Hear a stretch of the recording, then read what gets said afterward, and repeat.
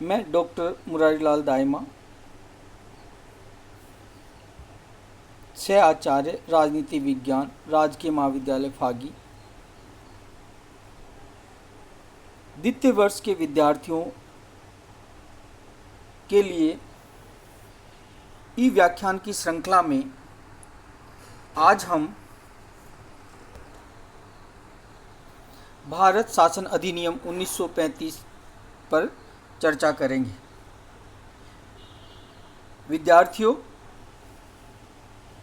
पिछले व्याख्यान में हमने भारत शासन अधिनियम 1919 की जानकारी ली थी। आज हम भारत शासन अधिनियम 1935 पर बात करेंगे। भारत शासन 1935 का जो अधिनियम बना, उसके लिए एक पृष्ठभूमि तैयार की गई। 1930, 1931 और 1932 के 3 जो गोलमेज सम्मेलन ब्रिटेन में हुए, उनमें विचार के आधार पर 1933 में भावी सुधार योजना के संबंध में एक वाइट पेपर प्रकाशित किया गया, जिसमें प्रांतों में उत्तरदायी शासन व्यवस्था और केंद्र में आंशिक उत्तरदायी शासन की स्थापना का सुझाव दिया गया था। श्वेत पत्र के सुझावों को स्वीकार करते हुए ब्रिटिश संसद द्वारा 1935 के भारत शासन अधिनियम का निर्माण किया गया। 1935 का भारत शासन अधिनियम बहुत लंबा और जटिल था। अधिनियम में 451 धाराएं और 15 परिशिष्ट थे। अब हम 1935 के अधिनियम की विशेषताओं पर चर्चा करेंगे। इसकी विशेषताओं में जो पहली विशेषता थी अखिल भारतीय संघ कि 1935 के अधिनियम द्वारा यह निर्णय किया गया कि केंद्र में ब्रिटिश प्रांतों और देशी रियासतों को मिलाकर एक संघ स्थापित किया जाए। यह संघ 11 ब्रिटिश प्रांतों, 6 चीफ कमिश्नर के क्षेत्रों और उन देशी रियासतों से मिलकर बनना था जो स्वेच्छा से संघ में सम्मिलित हों। अधिनियम के अनुसार प्रांतों के लिए संघ में सम्मिलित होना अनिवार्य कर दिया गया था, लेकिन देशी रियासतों के लिए ये ऐच्छिक था। संघ में सम्मिलित होने के इच्छुक प्रत्येक देशी रियासत को एक प्रवेश पत्र पर हस्ताक्षर करने होते थे और इस प्रपत्र में कुछ शर्तों का उल्लेख किया जाता था जिन पर वह संघ में सम्मिलित होना चाहती थी। संघ की इकाइयों को अपने आंतरिक मामलों में स्वायत्तता प्राप्त रहेगी, ये बात कही गई। संघ और उसकी कार्यों के विवादों का निर्णय करने के लिए एक संघीय न्यायालय की स्थापना की बात कही गई। केंद्र में एक संघीय कार्यकारिणी तथा व्यवस्थापिका की स्थापना की बात कही गई। संघ की स्थापना की पूर्व शर्त यह थी कि कम से कम समस्त देश की जो देशी रियासतें हैं, उनकी कुल जनसंख्या की आधी जनसंख्या वाली देशी रियासतें संघ में सम्मिलित हों, यानी कि संघीय व्यवस्थापिका के उच्च सदन में देशी रियासतों के लिए निर्धारित 104 स्थानों में से कम 52 की पूर्ति करने वाली देशी रियासतें अगर इससे जुड़ेंगी तो ही ये संघ होगा, नहीं तो नहीं होगा। तो संघ में सम्मिलित होने की इच्छा प्रकट करने के बाद अगर इस शर्त को पूरा करते हैं तो सम्राट द्वारा संघ की स्थापना की घोषणा की जाएगी। परंतु देशी रियासतें संघ में सम्मिलित नहीं हुई और इस प्रकार प्रस्तावित जो संघ की स्थापना संबंधी घोषणा जो सम्राट के द्वारा की जानी थी, उसको सम्राट को अवसर ही नहीं मिला। तो पहली जो विशेषता थी कि अखिल भारतीय संघ की जो बात की गई थी वो पूर्ण नहीं हुई। दूसरी जो विशेषता है प्रांतीय स्वायत्तता कि 1935 के अधिनियम की एक महत्वपूर्ण एवं एकमात्र जो संतोषजनक जिसे अपन कहें वो थी प्रांतीय स्वशासन की स्थापना। इस अधिनियम के द्वारा 1919 के जो अधिनियम में प्रांतों में जो द्वैध शासन व्यवस्था थी उसे समाप्त कर दिया गया और प्रांतों को स्वतंत्र और स्वशासी संवैधानिक आधार प्रदान किया गया। संपूर्ण प्रांतीय शासन लोकप्रिय मंत्रियों के नियंत्रण में कर दिया गया और गवर्नर से ये आशा की गई कि उसके द्वारा मंत्रियों की सलाह के आधार पर ही प्रांतों का शासन का संचालन करे। प्रांतीय मंत्रिमंडल का निर्माण प्रांतीय व्यवस्थापिका के बहुमत दल के नेता की सहमति से किया जाना चाहिए। मंत्रियों को प्रांतीय व्यवस्थापिका के प्रति उत्तरदायी बनाया गया और यह निश्चित किया गया कि उसके द्वारा सामूहिक उत्तरदायित्व के सिद्धांत के आधार पर कार्य किया जाएगा। कहने का मतलब है कि 1935 के अधिनियम प्रांतीय स्वायत्तता की दिशा में एक कहें कि कारगर उपाय था, एक सुधार था निश्चित रूप से, लेकिन गवर्नर के हाथों में विशेष उत्तरदायित्वों के रूप में कुछ महत्वपूर्ण शक्तियां भी प्रदान कर दी गई, जिससे एक आंशिक स्वायत्तता रह जाती है। तीसरी जो विशेषता है, केंद्र में द्वैध शासन की स्थापना कि 1935 के अधिनियम द्वारा प्रांतों में जिस द्वैध शासन का अंत किया गया था उसी द्वैध शासन को केंद्र में लागू कर दिया गया। कुछ संघीय विषयों जैसे सुरक्षा, विदेशिक संबंध, धार्मिक मामले तथा कबायली क्षेत्रों की व्यवस्था को गवर्नर जनरल के हाथ में सुरक्षित रखा गया ताकि वह अपने विवेक के अनुसार उनकी समुचित व्यवस्था कर सके। और इन विभागों के प्रबंध के लिए वह अधिक से अधिक 3 परामर्शदाताओं की नियुक्ति कर सकता था और बाकी जो अन्य संघीय विषय थे उनकी व्यवस्था के लिए गवर्नर जनरल की सहायता तथा परामर्श देने के लिए एक मंत्रिमंडल की व्यवस्था की गई, जिसमें मंत्रियों की संख्या 10 से अधिक नहीं हो सकती थी। संघीय मंत्रिमंडल को व्यवस्थापिका के प्रति उत्तरदायी रहते हुए सामूहिक उत्तरदायित्व के सिद्धांत के आधार पर कार्य करना था। यानी क्योंकि संघीय की बात कही ना, संघीय जो सिद्धांत होते हैं, संसदीय जो व्यवस्था होती है, उसको इसमें फॉलो किया गया। चौथी विशेषता है संरक्षण और आरक्षण कि ब्रिटिश शासन का विचार था कि भारतीयों द्वारा उत्तरदायी शासन का संचालन करने में अभी भी गलतियां की जा सकती हैं। इसके लिए वे इसके साथ साथ ये भी देख अंग्रेजों के मन में अल्पसंख्यक वर्गों के हितों की रक्षा के लिए भी पहले से ही एक व्यवस्था कर लेना चाहते थे कि इसलिए अधिनियम द्वारा गवर्नर जनरल तथा गवर्नरों को विशेष परिस्थितियों में केंद्र तथा प्रांत के उत्तरदायी शासन में हस्तक्षेप करने की व्यापक अधिकार मिल जाए। गवर्नर जनरल और गवर्नरों के ये अधिकार ही अधिनियम के संरक्षण और आरक्षण कहे जाते हैं। 5वीं विशेषता थी विधानमंडलों और मताधिकार का विस्तार। इस 1935 के अधिनियम में जो संघीय व्यवस्थापिका थी उसके 2 सदन बना दिए गए, एक संघीय सभा और दूसरे का नाम राज्य परिषद। जो संघीय विधान सभा थी उसके सदस्यों की संख्या 375 और जो राज्य परिषद के सदस्य थे उनकी सदस्य संख्या 260 निर्धारित की गई। प्रांतों में 11 प्रांत जो थे उनमें 6 में विधान मंडलों को 2 सदनात्मक बनाया गया। अधिनियम के द्वारा मताधिकार का विस्तार किया गया और प्रांतों के लिए 10% से अधिक जनता को मत देने का अधिकार दिया गया। संघीय व्यवस्थापिका के संगठन के संबंध में एक विशेष बात यह थी कि अन्य देशों में संघीय व्यवस्था वाले जो भी देश हैं उसके बिल्कुल विपरीत निम्न सदन के निर्माण हेतु अप्रत्यक्ष और उच्च सदन के निर्माण हेतु प्रत्यक्ष निर्वाचन पद्धति को इसमें अपनाया गया। 6ठी विशेषता शक्ति विभाजन कि इस अधिनियम द्वारा शक्ति विभाजन के लिए 3 सूचियों की व्यवस्था की गई, संघ सूची, प्रांतीय सूची और समृद्धि सूची। जो संघीय सूची थी उसमें अखिल भारतीय महत्व के 59 विषय सम्मिलित किए गए, जिनमें मुख्य थे जल, स्थल तथा वायुसेना, विदेशिक विभाग, डाक, तार, मुद्रा तथा टंकण, संघ लोक सेवाएं, संचार, बीमा तथा बैंकिंग आदि।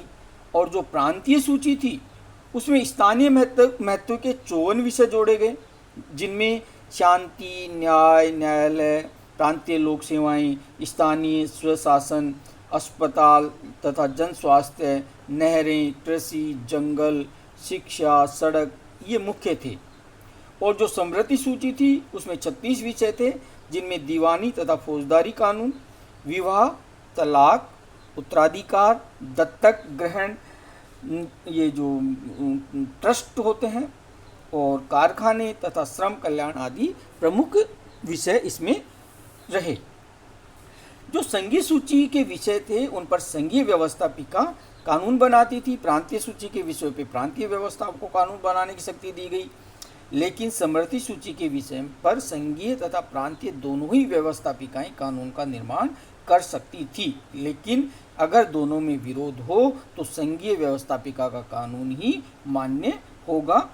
एक विशेष बात यह थी कि अवशिष्ट शक्तियां संघीय या प्रांतीय व्यवस्थापिकाओं को प्रदान न करके गवर्नर जनरल को प्रदान की गई और उसे यह अधिकार था कि किसी भी सूची में उल्लेखित न किए गए विषय पर संघीय या प्रांतीय किसी भी व्यवस्थापिका को कानून बनाने का अधिकार वो दे सकता है।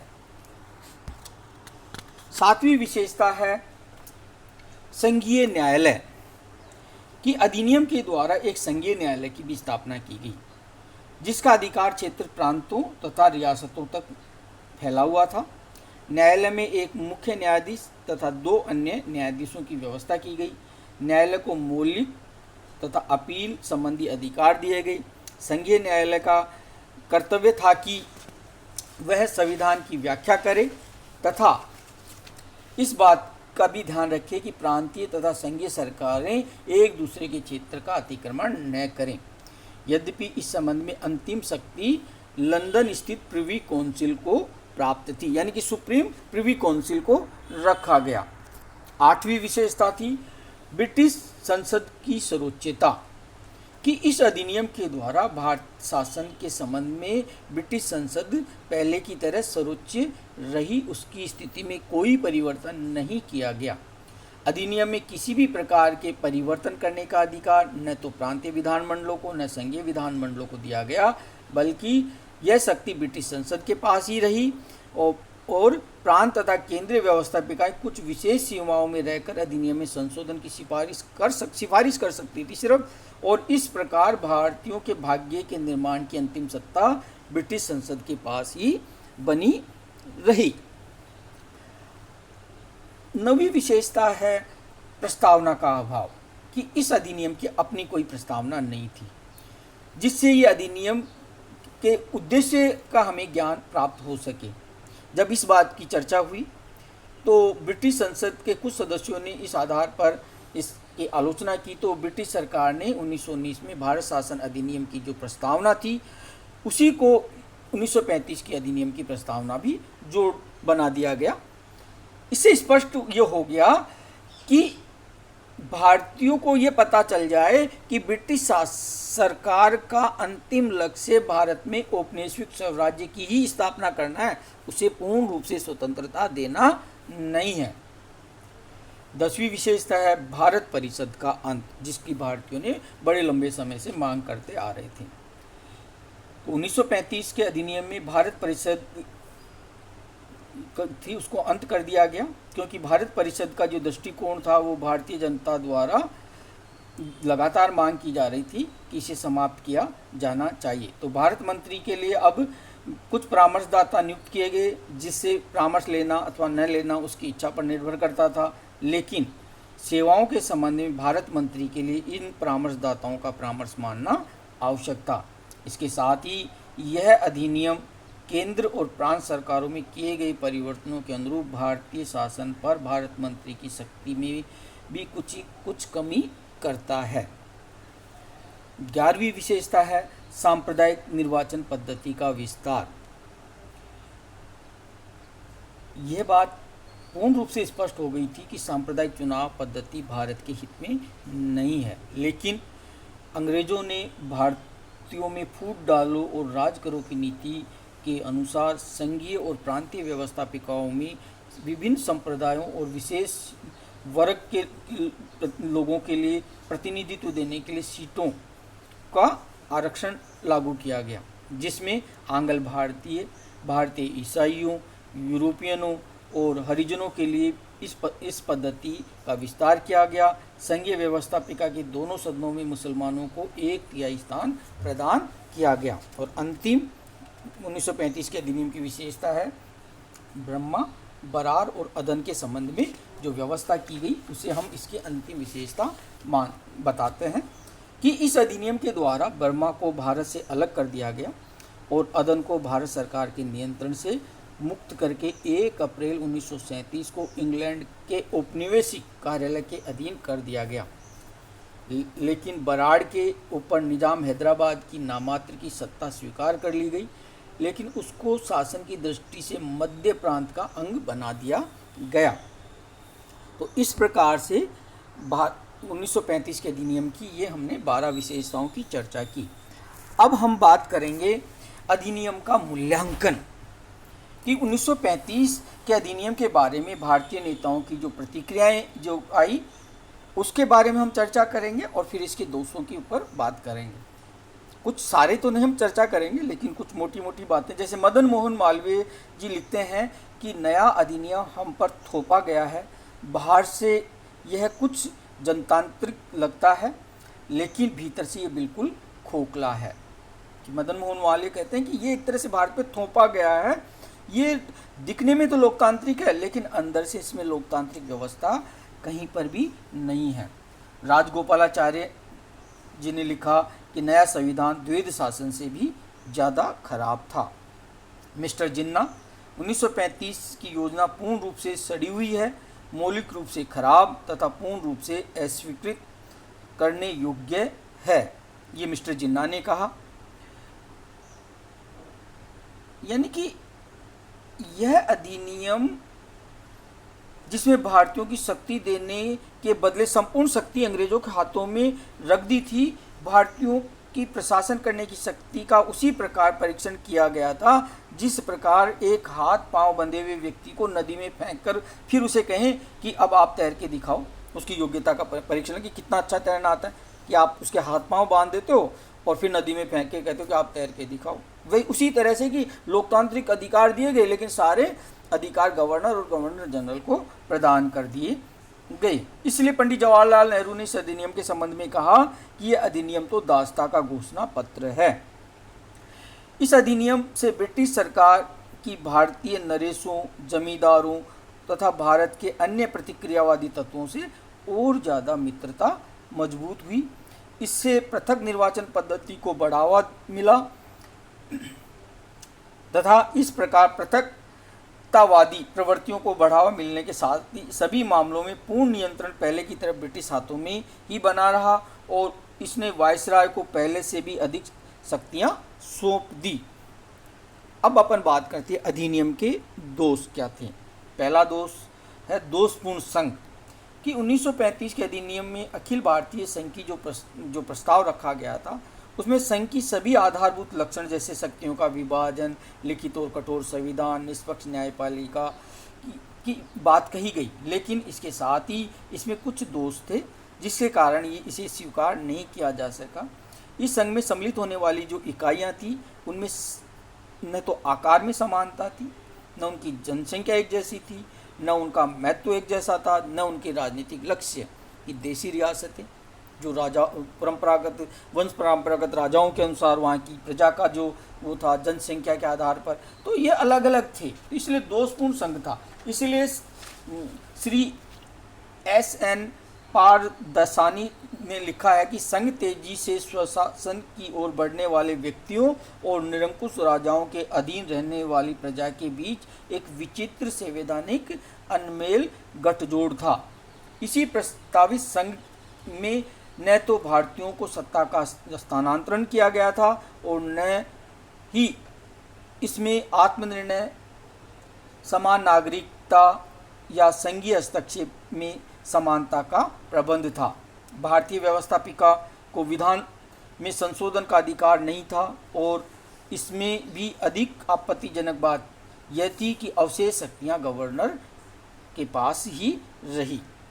दूसरा दोष ये था प्रांतीय प्रशासन एक भ्रम, कि इस अधिनियम द्वारा प्रांतीय व्यवस्थापिका के सब सदस्य निर्वाचित होते थे और कार्यपालिका को व्यवस्थापिका के प्रति उत्तरदायी बनाया गया था, मताधिकार का विस्तार किया गया था, लेकिन वास्तव में ये सब एक भ्रम मात्र था। कारण कि प्रांतीय प्रशासन के दो आधारभूत तत्व बाह्य नियंत्रण से स्वतंत्रता और प्रांत में उत्तरदायी शासन विद्यमान नहीं था। गवर्नर जनरल और गवर्नरों के व्यापक विशेष उत्तरदायित्वों के कारण प्रांतीय स्वशासन एक मजाक बनकर रह गया था।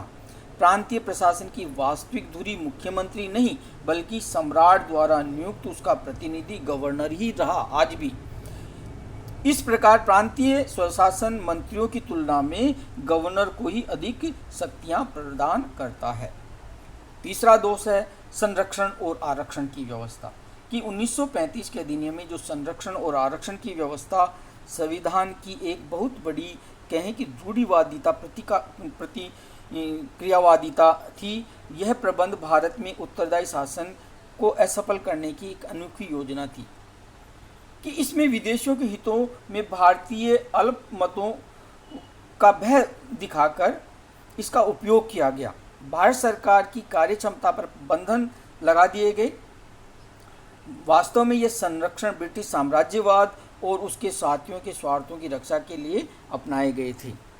चौथा दोष है सांप्रदायिक चुनाव प्रणाली का विस्तार किया गया कि सांप्रदायिक चुनाव प्रणाली भारत के लिए अहितकर थी और सबने इसका एक स्वर से निंदा की थी, परंतु फिर भी न केवल इसे कायम रखा गया बल्कि इसका विस्तार करके इसे आंग्ल भारतीयों, यूरोपियनों, भारतीय ईसाइयों, हरिजनों पर भी लागू किया गया।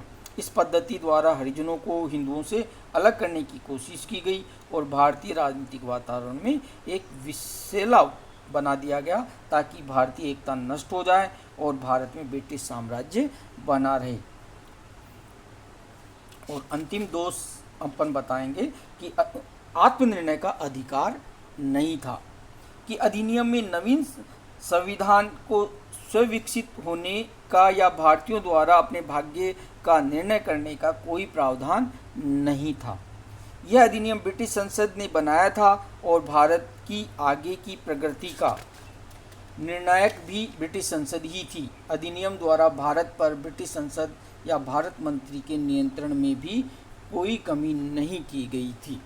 तो इस तरह से हमने 1935 के अधिनियम की विशेषताएं और उन विशेषताओं के आधार पर उसमें क्या दोष थे उसका एक मूल्यांकन हमने किया। अगली क्लास में हम अखिल भारतीय संघ और उसकी जो कार्यकारिणी है उस पर चर्चा करेंगे। धन्यवाद।